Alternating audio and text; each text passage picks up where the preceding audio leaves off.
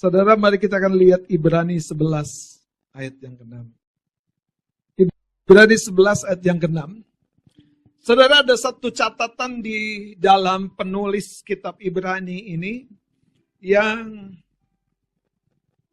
berupaya menyampaikan satu gambaran iman dalam sebuah konsep yang sesungguhnya ini konsep yang seringkali terabaikan. Karena terkadang iman selalu dihubungkan dengan mujizat, iman dihubungkan dengan keajaiban, iman dihubungkan dengan pencapaian. Tapi hari ini kita belajar satu pengertian lain yang sangat mendasar, sangat fondamen, saudara. Iman harus berbicara tentang menyenangkan hati Tuhan. Mari kita lihat ayat 6, kita baca sama-sama. Nanti saya akan terangkan. Kita baca 2-3. Tetapi tanpa iman tidak mungkin orang berkenan kepada Allah. Sebab barang siapa berpaling kepada Allah, ia harus percaya bahwa Allah ada dan bahwa Allah memberi upah kepada orang yang sungguh-sungguh mencari Dia. Ayat 6 ini berkata, tetapi tanpa iman tidak mungkin orang berkenan atau menyenangkan hati Tuhan tanpa iman. Nah, di sini Alkitab tidak berkata tanpa iman kita tidak bisa sukses. Kalau begitu bagaimana orang di dunia sana yang hidup tanpa iman tapi sukses? Rumah tangganya dalam tanda kutip diberkati. Pencapaian-pencapaian bisnisnya luar biasa.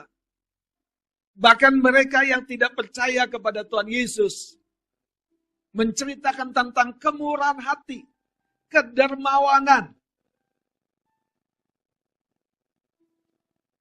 Dan saya jujur saudara, waktu merenungkan cerita ini, dari sini muncul pertanyaannya, bagaimana dengan kita?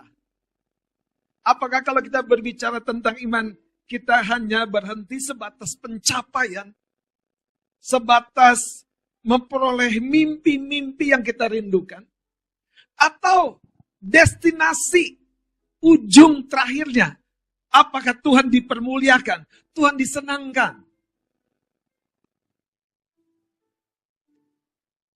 Cerita perjamuan kawin di sebuah kota yang bernama Kana. Krisis terjadi di sebuah puncak, sebuah perayaan, sebuah acara. Dan krisisnya bukan sebuah krisis yang menurut pemandangan orang terlalu berarti. Krisis anggur. Anggur sudah habis. Dan buat pesta perjamuan kawin di mana mereka bersuka cita dan budaya minum anggur itu sesuatu yang sah-sah saja, itu menjadi krisis yang membuat yang berpesta pada waktu itu patut mengalami sebuah kegalauan. Dan yang luar biasa saudara, di akhir dari catatan perikop itu, di Yohanes pasal 2, dalam cerita di mana krisis memunculkan kepedulian Maria, ibu Yesus. Kepedulian ibu Maria, ibu Yesus, menggerakkan pelayan-pelayan di pesta itu. Sebelum Yesus ngomong, Maria udah ngomong sama pelayan-pelayan, apa yang anakku katakan, lakukan saja. Lakukan saja. Lakukan saja. Saudara, ini yang saya mau sampaikan. Seringkali mujizat keajaiban itu adalah hasil sebuah kolaborasi. Maria berpesan kepada pelayan-pelayan yang ada, apapun yang diperintahkan, lakukan saja. Dan tiba waktunya Yesus berkata kepada pelayan-pelayan itu untuk mengisi penuh tempayan atau Batu pualam yang digunakan untuk mengisi air pembasuhan kaki orang Yahudi. Ada 6. Dan kemudian mencedok air itu. Dan membawa kepada pemimpin pesta. Saudara, coba, kenapa Yesus tidak bilang begini? Cedok dan kecap kepada pelayan-pelayan itu. Kenapa dia bilang? Yesus gak bilang cedok dan kecap. Udah jadi anggur belum? Kenapa dia bilang cedok dan bawa kepada pemimpin pesta? Tuhan ingin mujizat yang terjadi itu bukan diam-diam saja.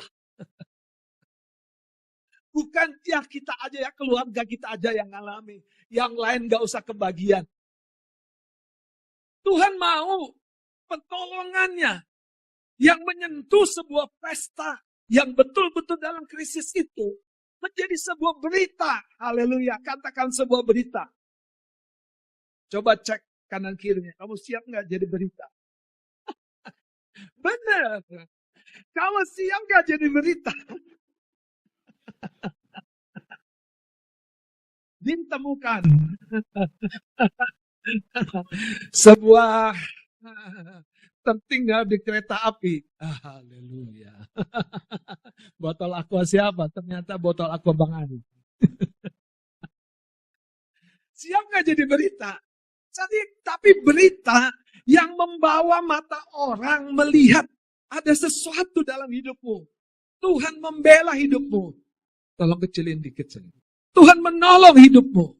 Dan itu yang membuat saudara cerita perjamuan kawin di Kana itu. Tuhan bilang isi kepada para pelayan. Kemudian cedok. Kalau masalah sekedar menjadikan mujizat.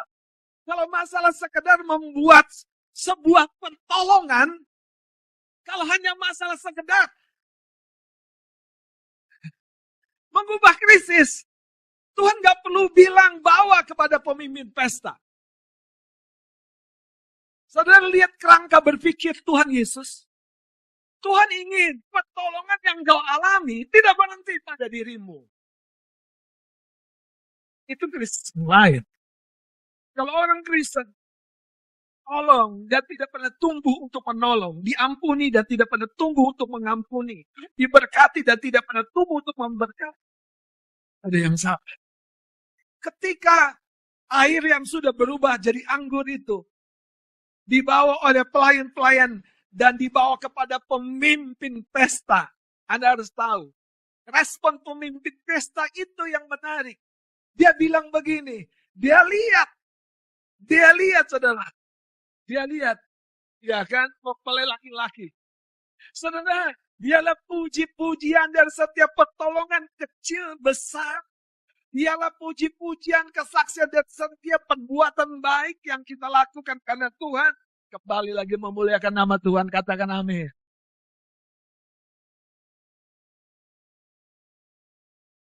Masalahnya adalah, terkadang kita berhenti di takaran iman tertentu. Kita berhenti di takaran iman yang sudah lazim. Dan sayang nih, bukan iman lagi. Satu takaran iman yang sudah lazim, itu bukan iman lagi. Satu takaran iman yang sudah biasa, sudah normal-normal, sudah tidak mengandung resiko, itu bukan.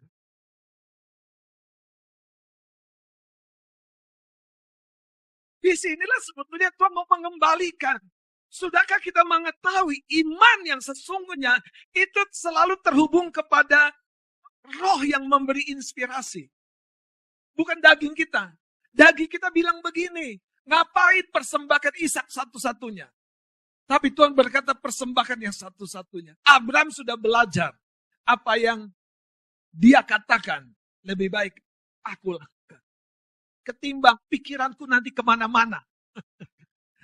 Dia ngobrol lagi sama Sarah. Gimana Mi? Sampai kapan kita gini? Sampai kapan tetangga bilang, mana Allahmu, mana Tuhanmu? Anda coba kan pahami. Sampai kapan? Tapi di sinilah nanti kita lihat saudara. Waktu kita memegang paket lengkapnya. Tuhan mau membuat keajaiban-keajaiban, pertolongan, mujizat, kesembuhan. Tapi kalau kita tidak memahami, biarlah kembali memuliakan nama Tuhan.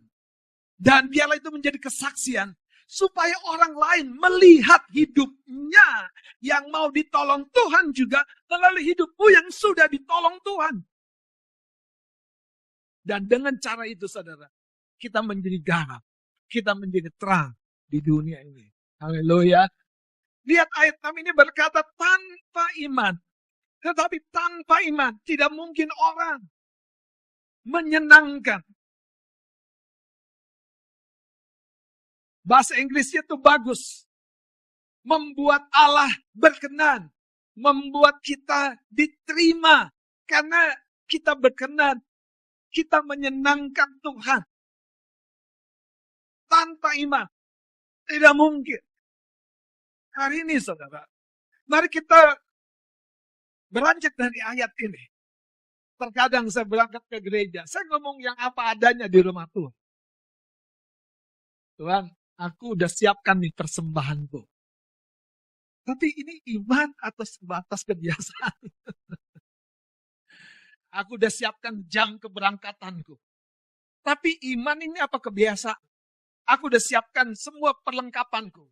Tapi iman ini sebatas iman atau sebatas kebiasaan?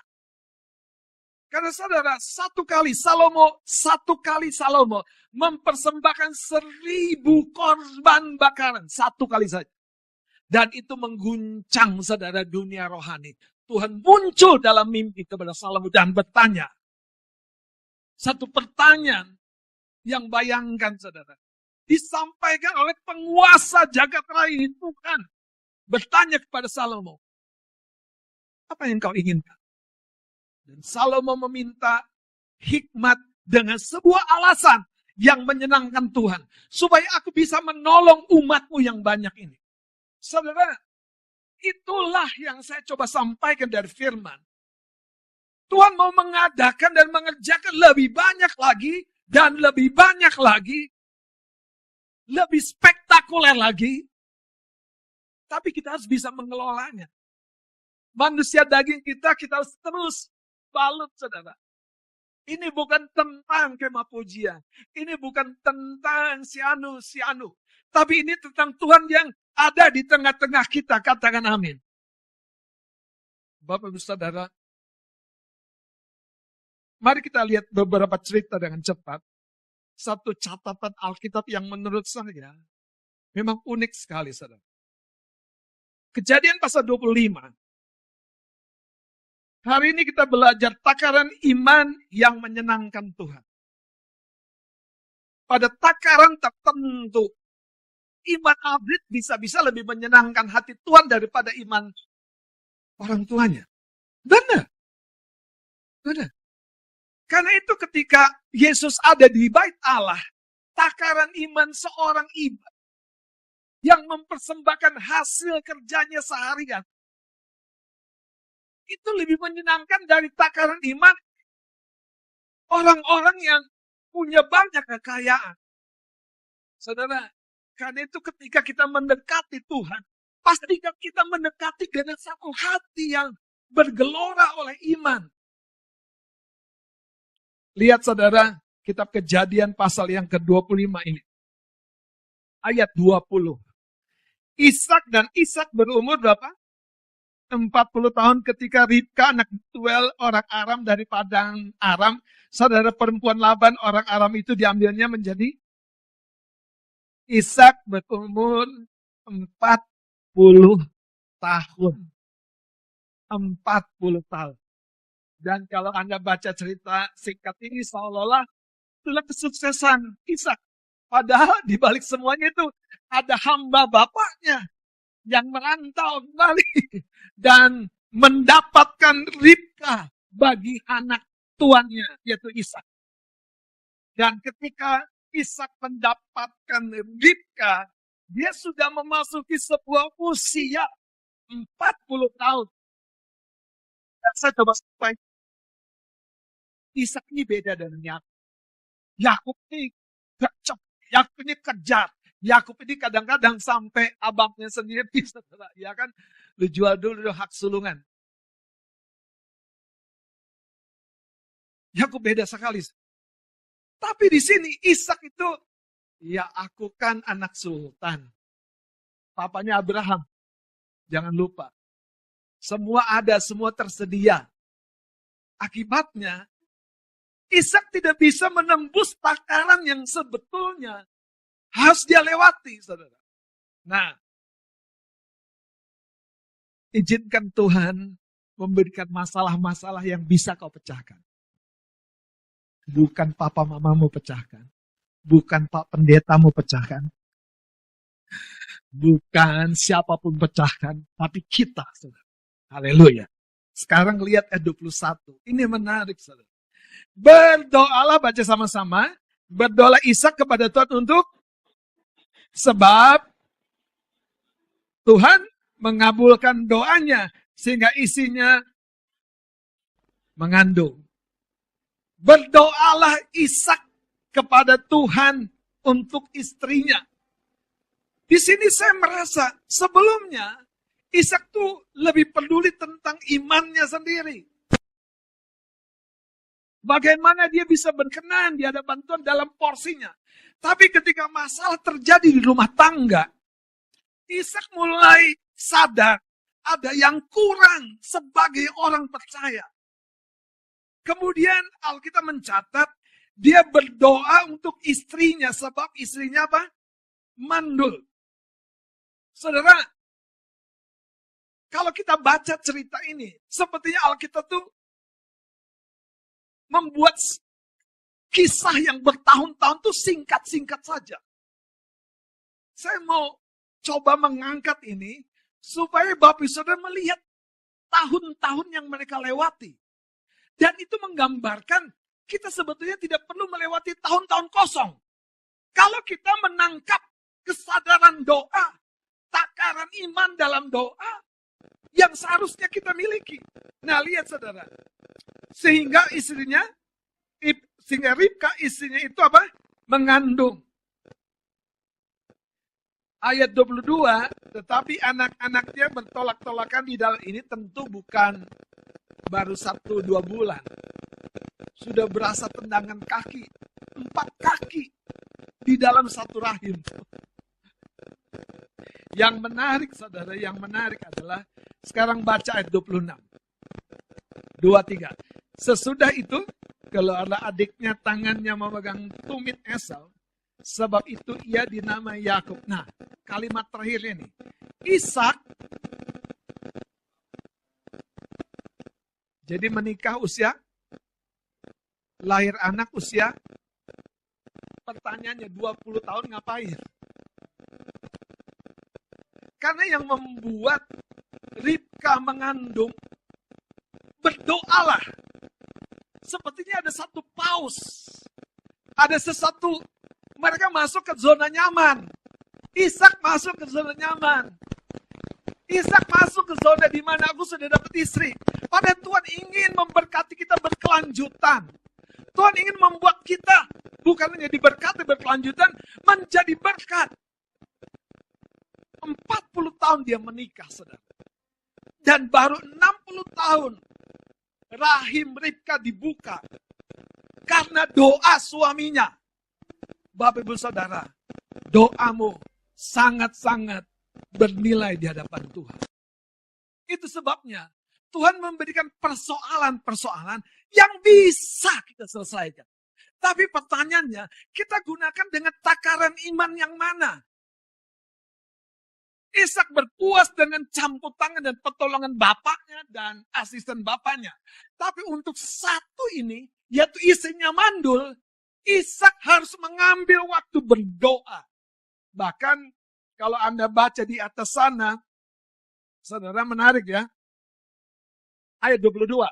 Tetapi anak-anaknya bertolak-tolakan di dalam rahimnya, dan ia berkata, jika demikian hanya mengapa aku hidup? Dan Ribka pergi meminta petunjuk kepada Tuhan. Jadi tiap-tiap masalah yang Tuhan izinkan, itu sebuah persoalan yang justru akan menaikkan takaran iman kita dan membuat kita menyenangkan Tuhan. Haleluya.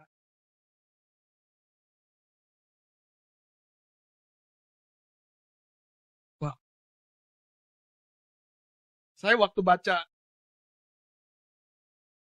Yakub dan Esau lahir di usia Ishak 60 tahun. Ada 20 tahun tidak tercatat di dalam Alkitab. Tuhan langsung soroti kelahiran Yakub dan Esau. Tuhan langsung catat saja. Yang lain aku mau nggak perlu catat. Ada bayangkan? 20 tahun kehidupan Ishak tidak ada catatan. Catat saja tentang kelahiran. Disitulah iman. Itu sebetulnya sangat menyenangkan Tuhan dan membuat Tuhan catat. Saudara, suatu ketika Yesus ada di sebuah ruangan. Dan ruangan di mana Yesus ada penuh dengan orang karena sedang ada jamuan. Ada seorang wanita yang berdosa yang sudah diampuni, dilepaskan oleh Tuhan Yesus. Dan dia datang mendekati kaki Yesus dan memecahkan sebuah botol minyak wangi yang sangat mahal. Dan kejadian itu menggoncang tempat di mana jamuan makan itu sedang dilakukan. Bahkan ada seorang berkata, buat apa minyak wangi yang mahal ini dibuang? Yesus berkata apa? Jangan halangi dia. Sebab dia sudah melakukan sesuatu yang engkau belum tahu. Dia mempersiapkan untuk penguburanku. Bapak Ibu Saudara, kalau kita tahu apa yang kita lakukan, itu menyenangkan Tuhan. Sekalipun tidak umum, tidak lazim buat orang lain. Dan disitulah saudara, engkau memasuki sebuah kesadaran bahwa engkau manusia rohani. Makanya pencapaian kita itu bukan sebatas tentang perkara-perkara yang lahiriah ini. Hari ini kalau kita masih berdoa tentang keuangan kita, gak ada masalah. Kalau kita berdoa untuk sesuatu yang materi, gak ada masalah. Tapi jangan lupa saudara, biarlah itu menjadi puji-pujian, menjadi kesaksian, menjadi sebuah cerita tentang nama Tuhan. Katakan amin, haleluya. Salami kanan kiri mengatakan siap-siap. Kita akan mengalami sesuatu yang hebat, sesuatu yang besar. Pertanyaannya hari ini, pada level mana takaran iman kita? Pada level mana takaran iman kita? Pada level mana takaran iman kita? Ini cerita-cerita kecil yang kadang-kadang menggelitik hati saya. Ada seorang memberkati dan berkata, Pak Pendeta, ini persembahan untuk Natal. Dan dia kasih itu bulan April. Coba. Dia memberkati Natal pada bulan April, saudara. Waktu saya lihat itu, gimana ya cara berpikir orang ini? Dari itu saya lihat, saudara, ada takaran-takaran yang tidak umum. Yang membuat Tuhan akan memanifestasikan, memunculkan dirinya dengan cara yang tidak umum. Makanya ketika Salomo mempersembahkan 1000 korban bakaran di Gibeon, di satu tempat di mana mezbah pembakaran bagi Tuhan begitu besar, terjadi sesuatu yang tidak umum. Ingat saudara, ketika Tuhan Yesus datang ke Yordan, dan setelah dia dibaptis, langit terbuka dan suara dari langit terdengar. Tidak umum, saudara. Tidak umum. Ingat ketika Stefanus, bahkan ketika batu datang, merajam dirinya, dia tidak bersungut, dia tidak marah, dia tidak mengecam, tapi dia mengangkat wajahnya dan menyembah Tuhan dan melihat kemuliaan Tuhan. Ingat ketika Habakuk, kambing dan domba terhalau dari kurungan. Pohon zaitun tidak menghasilkan buah, tetapi aku akan tetap beria-ria di hadapan Tuhan. Itu menyenangkan Tuhan. Itu menyenangkan Tuhan. Ingat ketika Sadrak, Mesak, dan Abednego yang percaya akan pertolongan Tuhan, tapi tetap ditangkap, tetap diikat, tetap digiring kepada api. Haleluya. Tetap dilemparkan juga ke dalam api. Tetapi dari situlah saudara, cerita Sadrak, Mesak, dan Abednego membuat nama Tuhan terkenal, khususnya kepada raja yang pada waktu itu tidak percaya kepada Tuhan. Ingat bagaimana Daniel, saudara, diancam begitu rupa. Jangan satu orang pun menyampaikan permohonan selain kepada raja. Tapi Daniel tidak bisa membatalkan jam doanya. Haleluya. Gimana kita? Aduh, nanti deh doanya. Besok deh doanya. Nanti deh doanya. Daniel berketetapan. Daniel berketetapan. Bapak saudara, kalau engkau tidak berketetapan, musuh akan datang melalui media sosial. Kayaknya men-scroll handphone itu ada waktu. Tapi menekuk lututmu berdoa, membaca kebenaran. Engkau seperti kehilangan waktu. Bahkan bersaksi, engkau kehilangan waktu. Pertanyaannya, masihkah engkau mengasihi Tuhan? Masihkah kita mengasihi Tuhan? Saudara, takaran iman seperti apa? Makanya ketika Stefanus dilempari, dia ingat gurunya. Tuhannya. Kekasih Tuhan. Kalau Anda baca Ibrani pasal 11. Iman bukan hanya bicara tentang mencapai, mendapat. Ada orang yang mendapat, tapi imannya menciptakan lebih banyak lagi kepada dunia ini tentang Tuhan. Haleluya. Saudara, ada takaran iman. Yang di sana kita perlu latih menyelesaikan persoalan-persoalan kita bersama dengan tadi Tuhan menuntun. Tuhan memberi terang.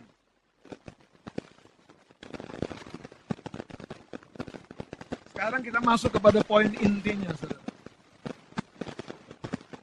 Lihat ayat yang ke-22. Tetapi anak-anaknya bertolak-tolakan di dalam rahimnya. Dan ia berkata, jika demikian halnya mengapa aku hidup?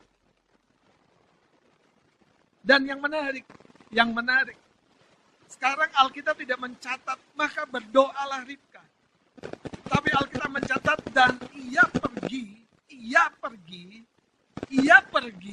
Katakan ia pergi. Banyak orang doa di rumah susah, doa di tempat di bukit doa susah. Doa di mana yang cocok buat kita? Haleluya. Doa di atas motor, Bang. Oh, sibuk kali anakku. Doa di dalam mobil, cocok, Bang. Haleluya.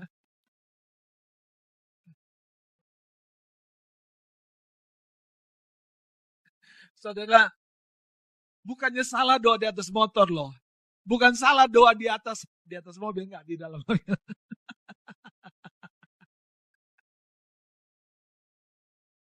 Tapi kalau itu jadi pola standar, udah cilaka.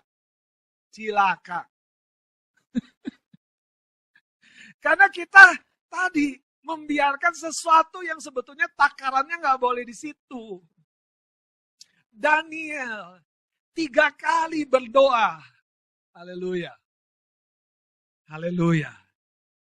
Dan kapan dia berdoa?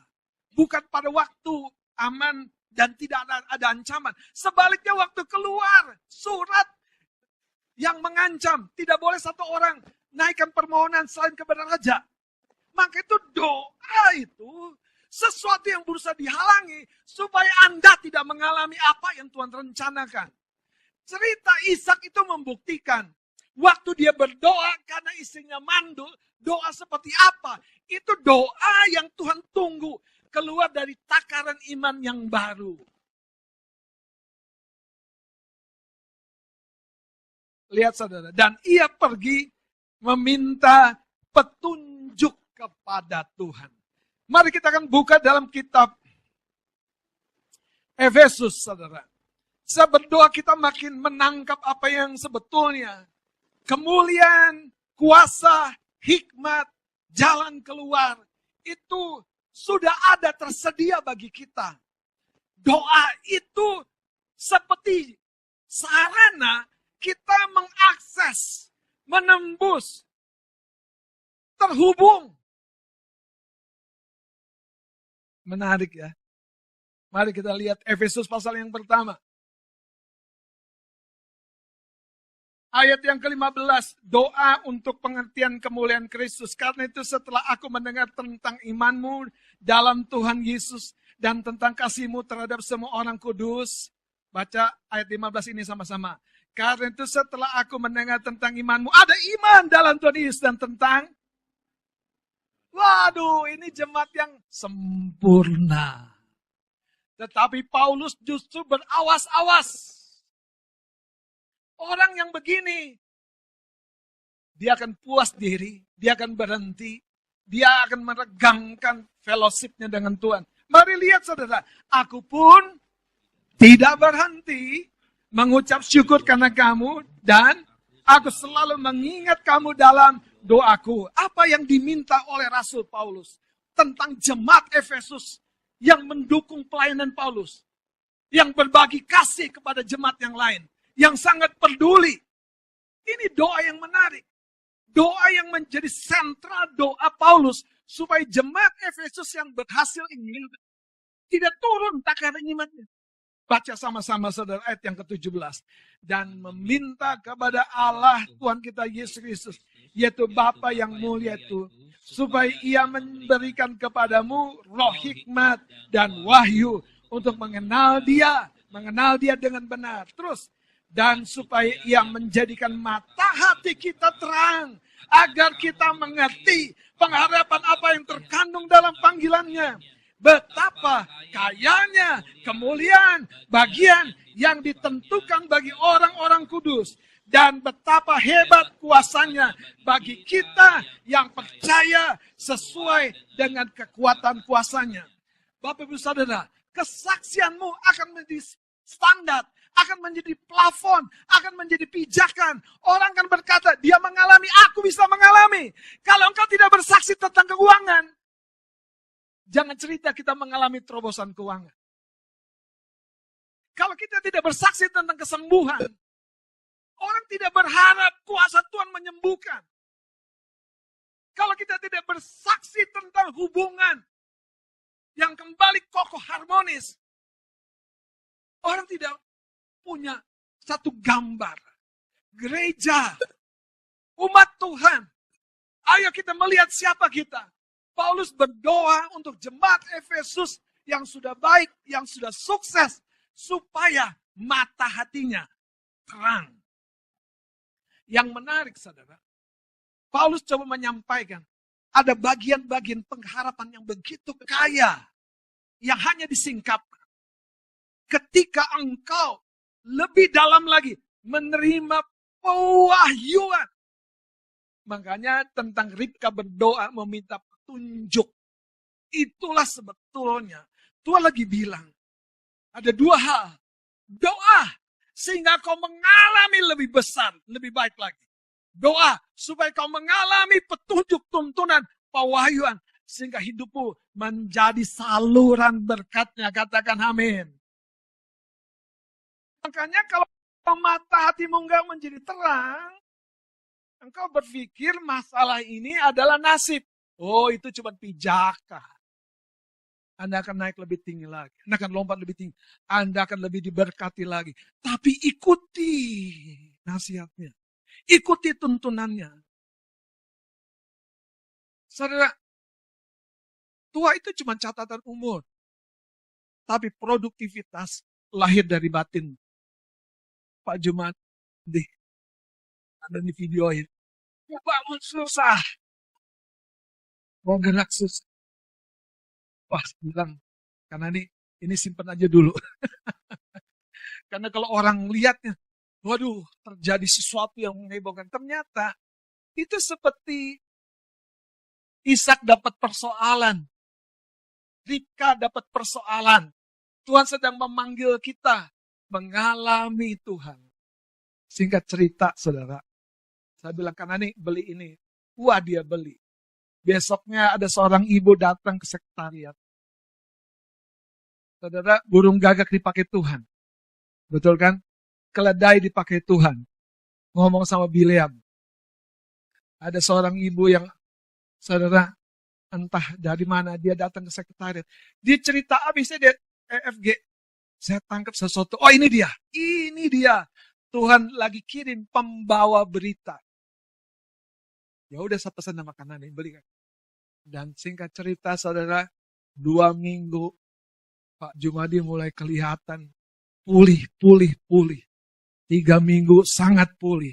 Coba Pak Jumadi bangkit lagi sekali lagi Pak.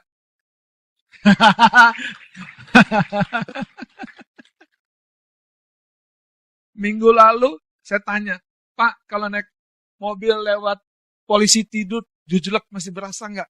Berasa dikit. Kemarin saudara, kami syukuran dari Sabtu. Jumat. Dia udah naik ke lantai 2 saudara dengan gagahnya. Wah, saya bilang, iya.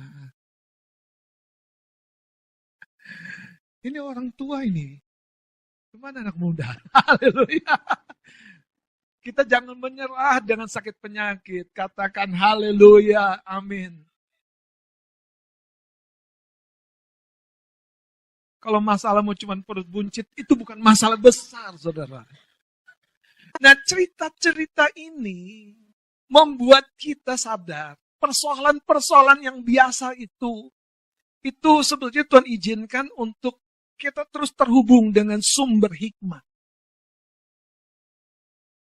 Dan semua kita harus bersaksi. Apalagi kalau yang senior-senior ini bersaksi. Biarlah yang muda lebih-lebih lagi. Haleluya. Amin. Saudara, cerita ini untuk menolong kita punya mimpi melampaui takaran iman. Yang hari ini di mana kita diri, pijak. Saya pun sedang didongkrak Tuhan, saudara. Saya pun sedang didorong Tuhan. Makanya saya selalu menyampaikan apa yang Tuhan nyatakan, sekalipun belum terjadi. Saya nyatakan apa yang Tuhan sampaikan, sekalipun saya belum melihatnya. Mari kita lanjutkan sedikit lagi, saudara.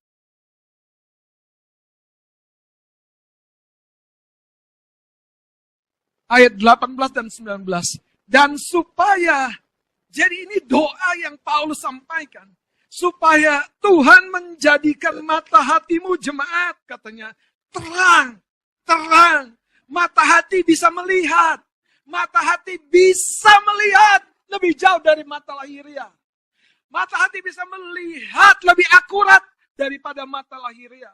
Mata hati yang terang bisa melihat sesuatu yang akan datang, akan terjadi. Itu sebabnya kita bertahan. Itu sebabnya kita bertekun. Itu sebabnya kita tidak menyerah. Katakan haleluya. Hari Minggu pesan Tuhan datang buat Mas Ari. Tapi itu cuma salah satu contoh. Saya senang dengan Among berkata, anakku juga. Berapa banyak orang, saudara, melihat kalau Tuhan bicara di rumah ini, itu bukan untuk sebatas 1-2 orang. Makanya saya berkata kepada teman-teman, kita harus sadar, kita ini contoh. Kalau kita berdiri dan orang melihat apa yang Tuhan buat, mereka akan lihat, aku akan mengalaminya. Aku akan mengalaminya.